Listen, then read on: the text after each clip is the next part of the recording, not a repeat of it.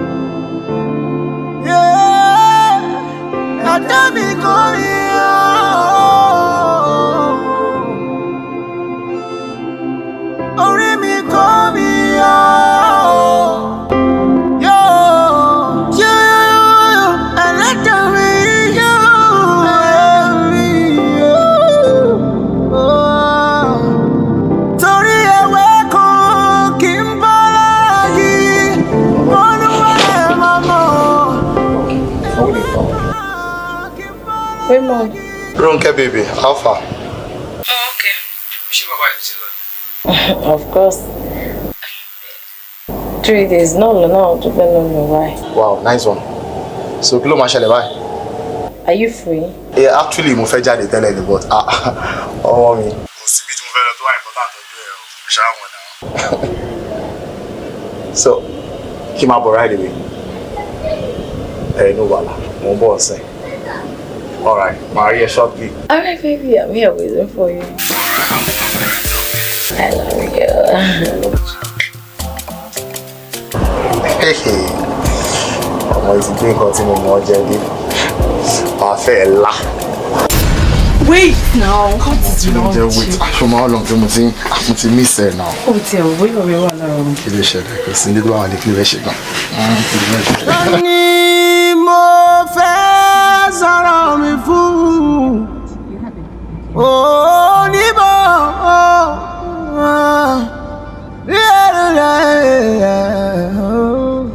ẹni tó bá gbígi oró ó di dandan kó ká èso ibi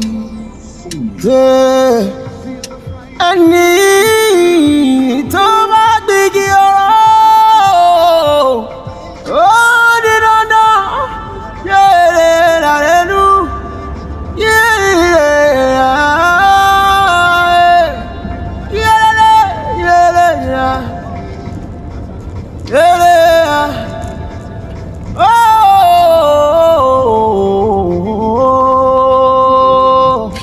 orí mi kọ́ mi.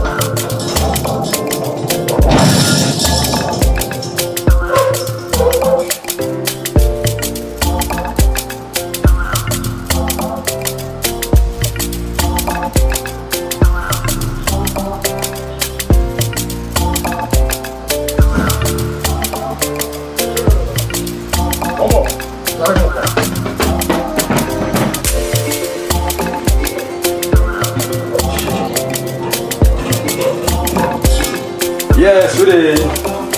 I'm back home.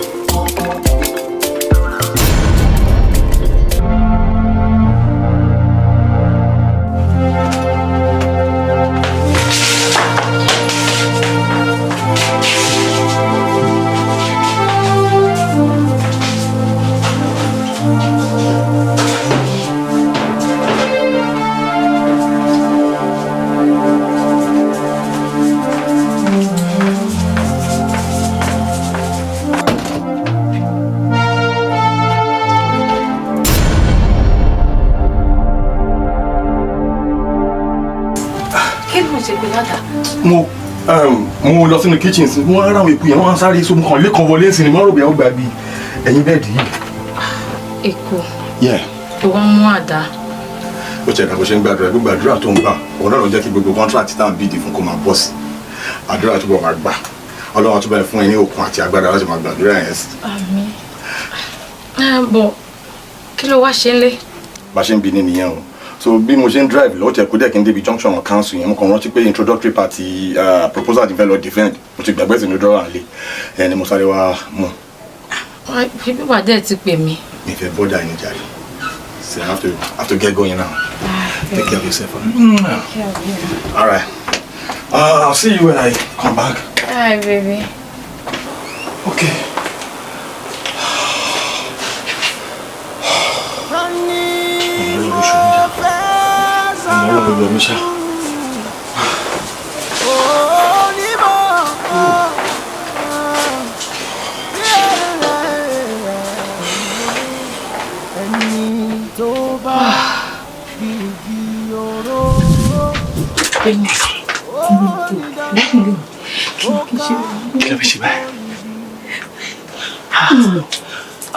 Cindy, Bí a kò mọ̀ pé kò lè gbà mí tó tẹ̀ra ní jáde ní báyìí.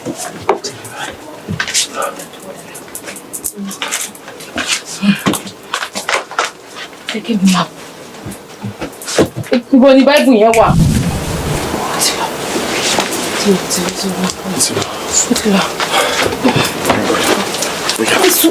What? Kí ló ṣe bó ti lọ kí ló ṣẹlẹ̀? Why? Ó lè padà wọ́n òde. I'll come to your house. Stop now. Mélòó mo ti ṣe? Ó ti lọ kò lè padà mọ́. Let's continue. Continue what? Stop it! Stop. Kí ló dé náà? Mo wá bá yín lé. Kí ló ṣe tó ń gbọ̀n? Kí ló kẹ́mẹ́ ṣe owó tó ní máa sáì gan? It's not my thing. I know. Please go. Go.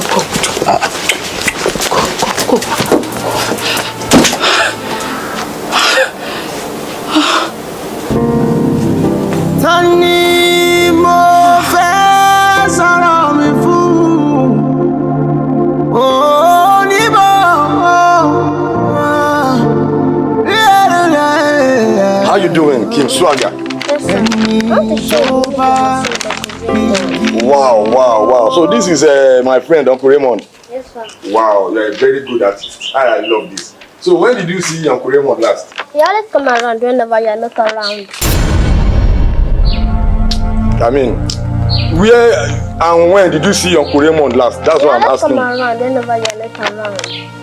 Say it again. He always come around whenever you're not around. You mean Uncle Raymond, my friend, always come to the house whenever I'm not in the house? Yes, sir. Eh. And he always give me biscuit and sweet. Yes, sir. Okay. He always. It's okay. You will draw me one of these days, Chebi? Yes, sir. I'll draw your image too. Sumeru! Hey, Obani! I've opened that case. Sorry, sir. Baba. No.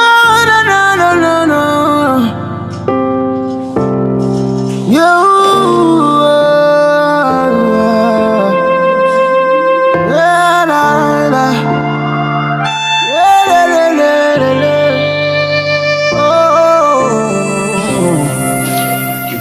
Multi CCTV cameras.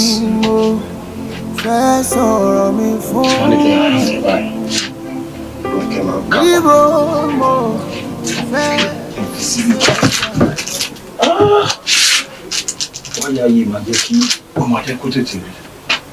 Okay, I think I can hang it somewhere. Oh, no. The pattern is really need a lot of check. Oh.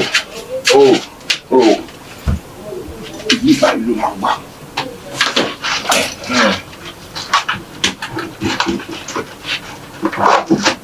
Ya las kemana dia le vayan parang.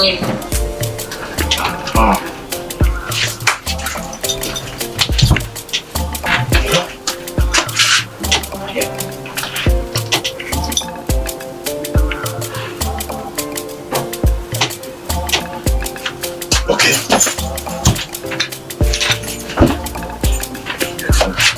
See you later, bye.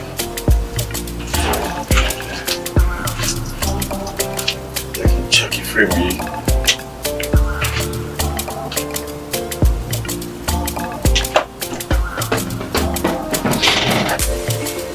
Yeah, perfect frame.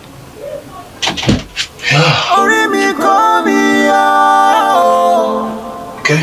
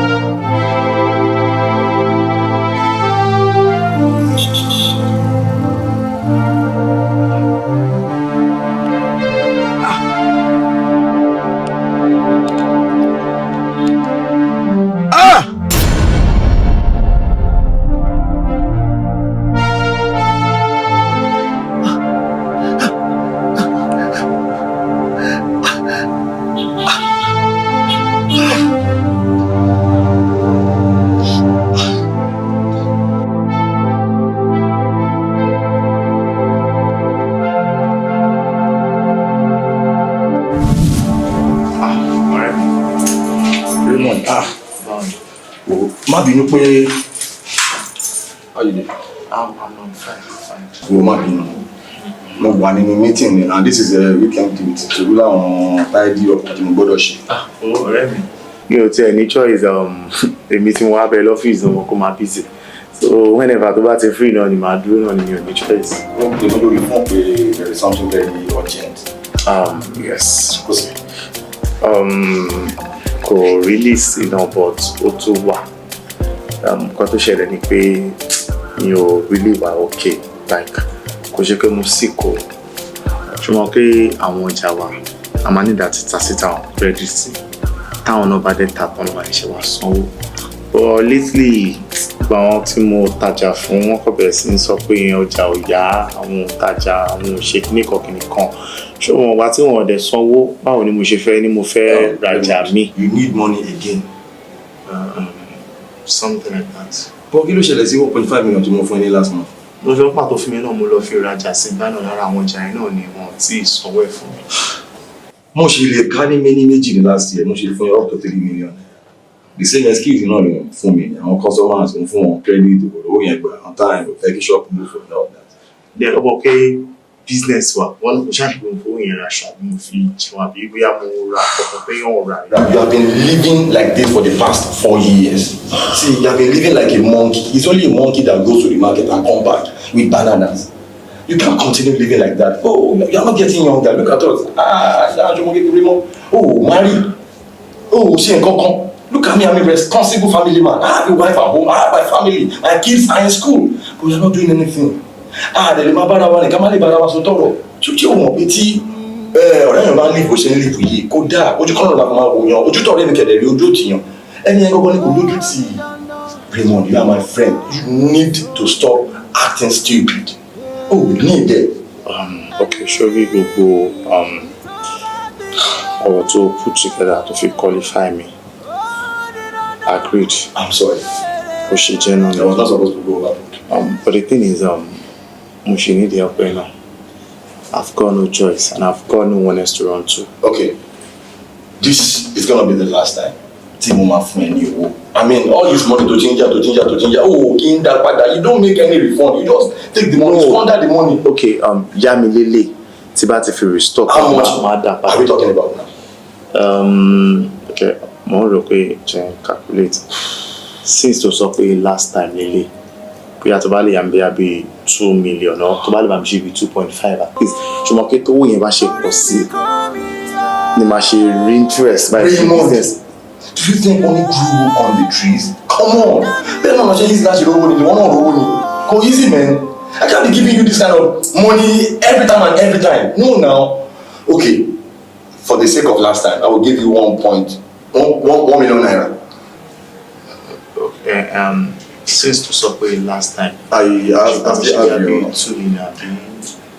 Match 1.3 last. I have your details on my beneficiary. Easy. Make sure you have attention. Okay, I'm sure. All right. We'll be busy after the meeting. All right. Talk to you. All right.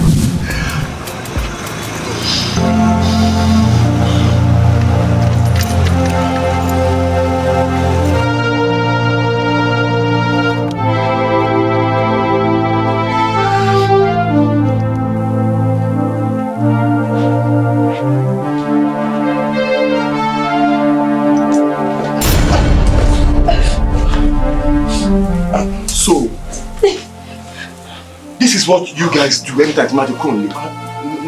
No, tell me no. No, I can explain. You can explain. Yes. You can.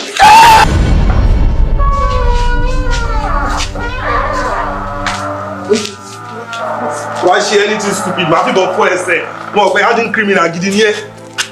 Movie. Wọ́n jẹ́ ká lọ judge wa punish. No, I will not act stupid.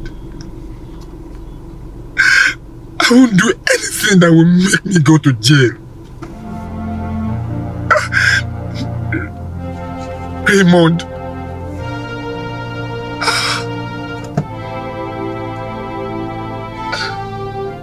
No. You.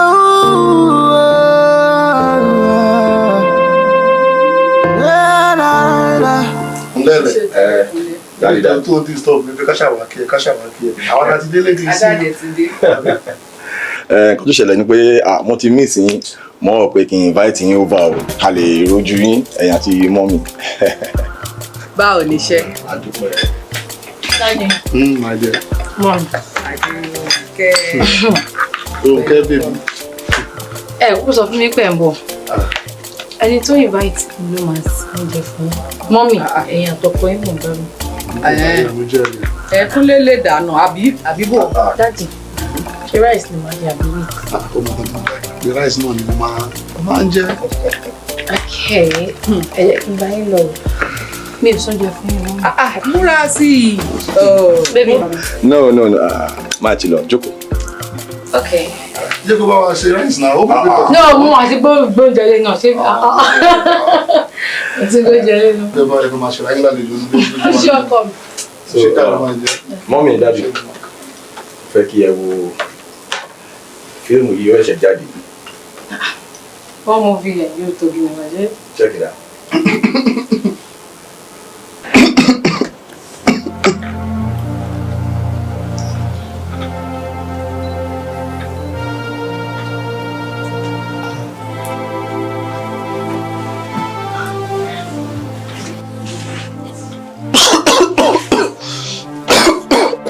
Ẹ pẹ̀lẹ́ sà. No. O ní láti sápamọ́ síbi kankan. Má sápamọ́ rárá because fíìmù tó ṣe ní kọ̀kọ̀, òun náà ló ti ń wo gbangba yẹn. Ó ń ṣọ̀kẹ́ bákan ẹ̀. Má jẹ́ kó ṣọ̀kẹ́ rárá. So kó má bàa sí àríyànjiyàn nínú ọ̀rọ̀ tó wà nílẹ̀ rárá. Òun ni mo ṣe dọ́gbọ́n báyìí kí ẹ dàbí ẹni sùúrù. Ṣé ti rí? Gbogbo ìwà jákujàku ìwà onínàbì tọmọ yín wù òun lẹ ń wò yẹn o. You are a disgrace to womanhood. No, I can't believe you can do this. Iwo, after everything I've done for you, don't even touch me. Ronke. Ló nígbà tó wá rá bàbá ṣé ó fẹ́ wá bẹ tébù lọ ni. Àbí kó kúkú ní kílẹ̀ lanu kó wọbẹ̀ lọ kó lọ sápamọ́ síbẹ̀ forever. Ló kí ló dánwò yìí. Ha! Kí ló sọ ẹ́ débi eléyìí? Kí ni nǹkan tó o fẹ́ tó bèrè lọ́wọ́ ọkọ ẹ tí ò fún ẹ? Ṣé èmi àti bàbá ibi tá a bá wà sóòjì náà débi pé ò lè wá bá wa fún nǹkan kí nǹkan tó bá fẹ́ tó fi wá jẹ́ pé irú nǹkan tó tọwọ́ bọ̀ rè. Ọmọ tí wàá ṣe ìranù tó fẹ́ ṣe ò lè rí jìnnà kó sọnù. Ọ̀rẹ́ ọkọ ẹ tó fi wá jẹ́ pé ọ̀rẹ́ ọkọ ẹ ló ná wá gan. Ronke. Tí bá ti rí ìrìn ṣoṣoṣoṣoṣo tẹ́ ẹ̀ tójú bọ̀ nǹkan tí ó kàn yín ẹ máa ń padà gbé góòdù lẹ̀ náwó gan padà ni. Aṣọ àlà ni mo máa wọ̀ torí Ọlọ́run. Aṣọ àlà ni mo máa wọ̀ máa ti dẹ́pọ̀ sí i. Ìtọ́rọ̀ ẹ̀dẹ̀ dì báyìí. Sorry. Ẹ jọ ṣe lè sọ ọkọ tó ṣe lẹ́yìn rẹ̀ you really understand.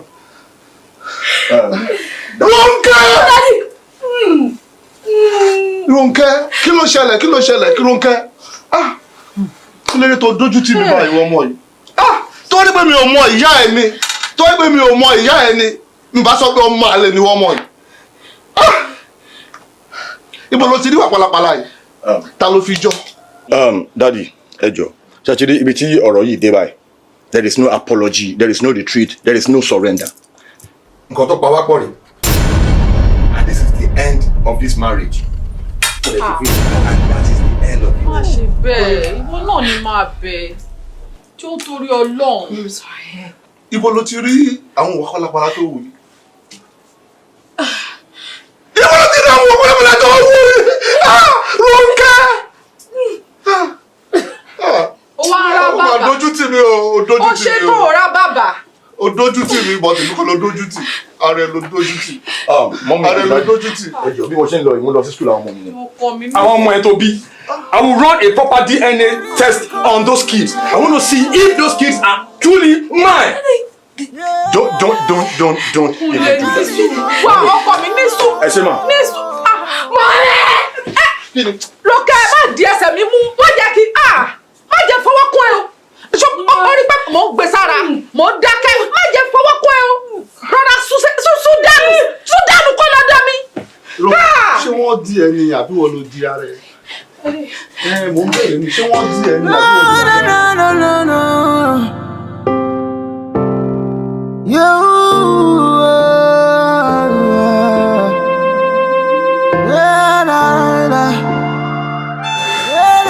So mi pé nǹkan tó ṣe fún ẹni. Nǹkan tó tiẹ̀ wá dùn mí jù ni pé tí ló lọ play CCTV fáwọn parents mi. Fine ló ti ká mi. Mo dẹ̀ bẹ̀ ọ́. Ibi wà pa mí sílé wo ni kó wá pa mí síta. Tó bá tẹ̀ fẹ́ lé mi kó lè ṣe bí wàá dẹ̀ jẹ́ kí n máa lọ. Kó wá lọ play CCTV fún àwọn òbí mi. Àkúnlé sabi mi too well. Ó mọ nǹkan tí mo lè ṣe. Okay. Ìwọ máa get her worked up. I will handle him. Shiba? Are you sure? Trust me. Ìwọ máa lọ. Now Raymond dey talk to you now. I believe. They go. Thank you. I'll talk to you on phone. All right.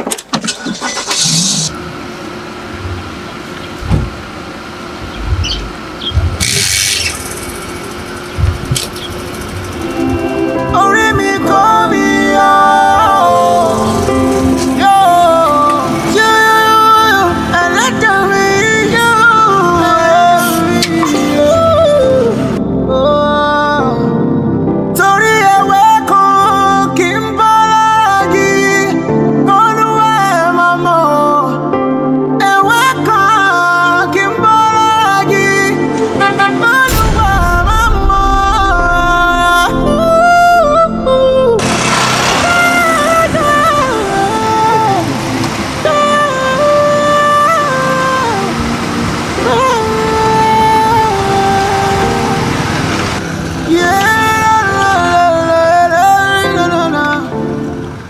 Raymond. O realize ẹni tó wà wájú ẹ ṣá. And who the hell do you think you are? O realize pé olórí ẹni mo jẹ́ ṣá. Kúnlé àbí kí ló ń jẹ́? I hate when you see olóore. Ṣé o ya wèrè? Olóore ta ló jẹ́? No, kí ló ṣe fún mi tẹ́ni kò ṣe? No, what have you done for me? No, kí ni nǹkan tó ṣe tó jẹ́ big deal? So what? Bó o ṣoore fún mi, ó mi kí wá ló ṣe ojọ́ lọ́ọ̀ ni. I made you. You made who? You, Raymond. I fucking made myself. Yes. Kí ló ṣe fún mi? Oh, wá tí mo need help help me, and so what? Tó bá ṣe ẹlòmíì àṣẹ mi, kí ló ṣe? And ká tó wí ká tó fọ̀. Wàá sọ pé olóore kí ló ṣe? Tẹ́ni kò ṣe rí. If you don't do it, ọlọ́mọ arẹ́ lómi tó máa ṣe. So get that into your skull. Okay, lẹ́yìn gbogbo nǹkan tó ṣe yẹn, o tún ní audacity, o ní guts láti wá sí area mi, wá double cross mi. Èmi wá sí area ẹ̀. Mi ò wá sí area ẹ̀, mo kàn double cross torí mo pàdé ẹ̀ lọ́nà mo fẹ́ kó mọ̀ kéwèrè wà lẹ́ni. You know me too well. O mọ̀ kí tó bá gbá lóyún ìbáwé díì pẹ̀lẹ́, I can come to your house. Èmi máa ń gbé jàwá káyọ̀ mọ́lé tí ò dẹ̀ sí nǹkan tó máa ṣẹlẹ̀. Àti pé kí ni mo ṣe? No, kí ni nǹkan tí mo ṣe tẹ́ni kò ṣe rí? Pé mo báyàwó ẹni nǹkan pa, so fucking what? Just sọ fún mi, ṣé ìwọ nìkan fi pé o lè dá ọmọ yẹn jẹ ni? Ní ọmọ tó báyìí tó fa ìwọ, o dẹ̀ fi pé ìwọ nìkan wàá dẹ̀ máa sùn pẹ̀lú àwọn máa máa jẹ. Tó bá jí àbúrò ẹ̀ ní ṣó gbádà kọ́ pé iṣu nìkan náà máa jẹ. Kó má jẹ varieties, kí ni mo ṣe? Mo help ẹni mẹ́rin, so kí ló ṣẹlẹ̀? Raymond, let me tell you something. Ẹni tó ṣubú ló máa ń gbàgbé ló lè rán mi létí. Ẹni tó kò ní ever gbàgbé. And I leave you to God. You leave me to God. And I leave you to the streets. And the street shall be judged. Ni mo fẹ́ sọ̀rọ̀ mi fún. Oh, ni mo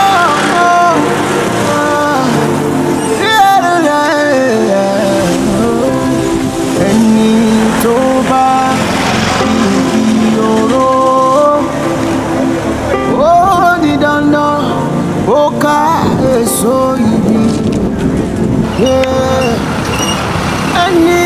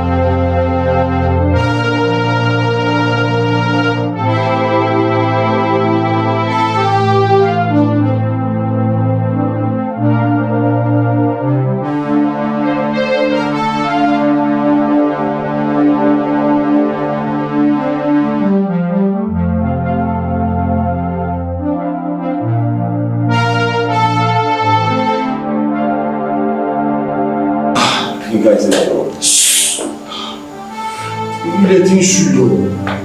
On comptait pas faire. Et souffre-moi. I will pay you guys. You didn't think we were here for games?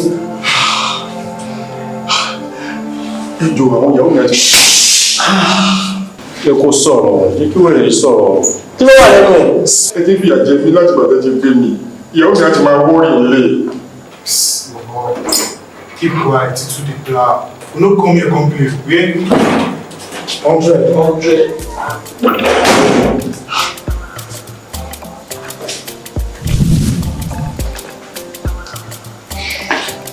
Raymond, so you are behind all this.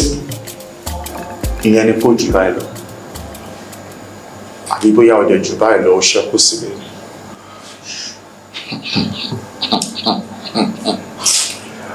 Orí kí mo fi rẹ̀. Tí bá rántí the last encounter tí mi àti ẹjọ́ ni. Jùlọ sọ̀rọ̀ tó sọ fún mi. Please, don't do this.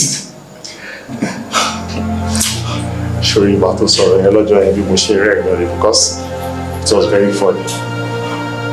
Ìwọ sọ fún mi wípé nǹkan tí mi ṣe fún ẹ ó fà mí lọ́lọ́run lọ́wọ́. Ṣórí lóòótọ́ báyé ṣe tóbi tó kò sẹ́dá kan tó lágbára tó Ọlọ́run. 100. Àmọ́ ṣórí òmùgọ̀ ẹ̀dá ló máa ń fà wọ́n lọ́lọ́run lọ́wọ́. Because ṣọ́rọ́ náà tó wẹ̀ mo ń bọ̀ wọ́n lọ́wọ́ kí ìyá ló gbọ́dọ̀. But you see that day mo sọ fún ẹ pé mo fa ilé street lọ. So now o ti fọ́ pẹ̀lú street máa ṣe kí ni. wàá fọ́ ọ̀kẹ́ ọ̀. ẹ ti fojú ayé. ẹ má tẹ̀lé street fojú mi.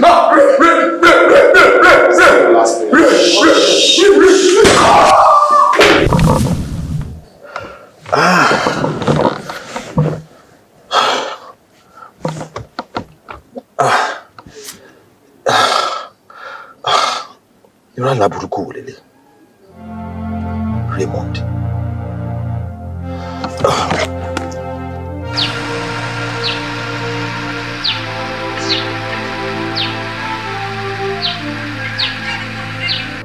Mr. Jide, ibi tẹ́ni kí n páàkì sí ni mo wà.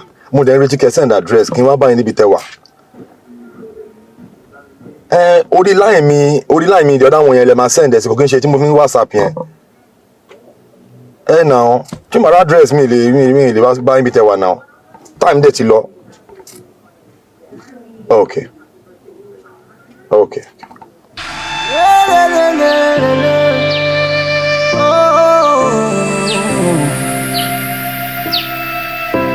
Ta ni mo fẹ́ sọ̀rọ̀ mi fún?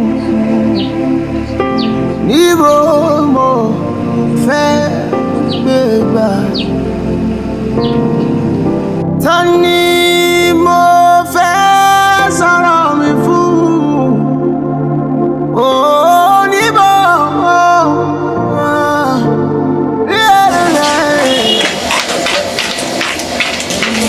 kí ló fún mi fún ìgbésẹ̀ mi nígbà kí ló mú ọmọ àbáyé mi jẹ́ tán kí ló pè mí fún ṣé òun pẹ́ bẹ̀rẹ̀ nígbà láwọn bá yẹ.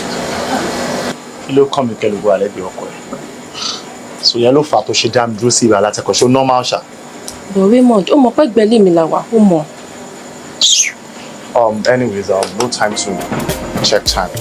Kọ́ tó ṣe ni pé mi ò mọ àdó kan tí mo lọ mu kọ̀lọ́kọjá èmi. Màá gbọ́n ẹ̀dẹ̀ tí lọ́rùn rìn gbogbo nǹkan tí ń rìn gbogbo ara mi ti ń dìde mo dẹ̀ feel pé o mọ ìkan wábì kan tí máa dá sí.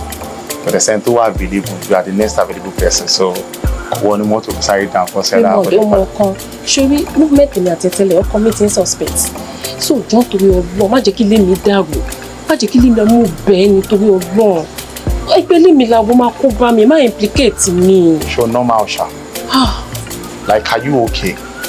Kí ni nǹkan tí mo sọ fi ní ṣe pẹ̀lú wọn kó bá ẹ̀ ṣáàṣẹ́ àṣẹjọ́ ń ṣe ni mo ní kó wọnú mọ́tò ká ṣe nǹkan wọn máa ṣe nǹkan táwọn ikọ̀ àdé máa lọ sọ́dọ̀ ọkọ ẹ̀ padà kí ló kí mo fẹ́ jẹ́ ẹ ni.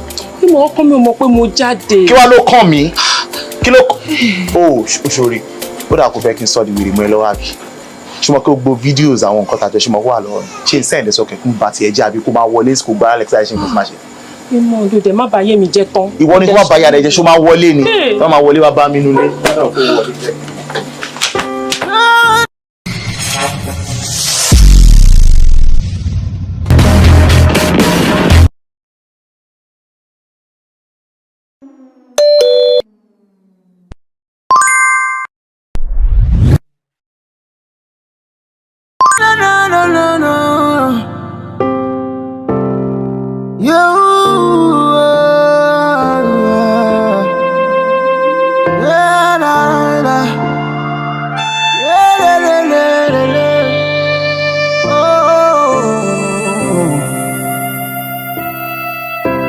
Ta ni mo fẹ́ sọ̀rọ̀ mi fún?